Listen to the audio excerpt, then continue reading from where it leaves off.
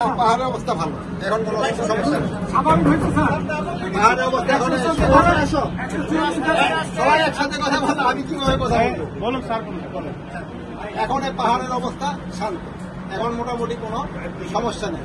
এই জিনিসটা করছিল যেন হিন্দুরা ভালোভাবে তাদের পূজাটা যেন উদযাপন করতে না পারে।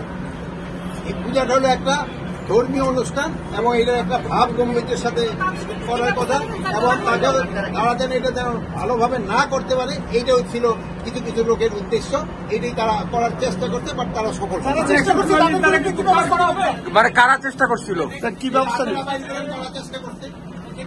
অনেক মিডিয়ায় তো দেখছি, কিন্তু আমরা অনেক মিডিয়া ভাইরই বলছি কি ব্যবস্থা নেবেন স্যার? এই ব্যবস্থা এখন নেওয়া হবে।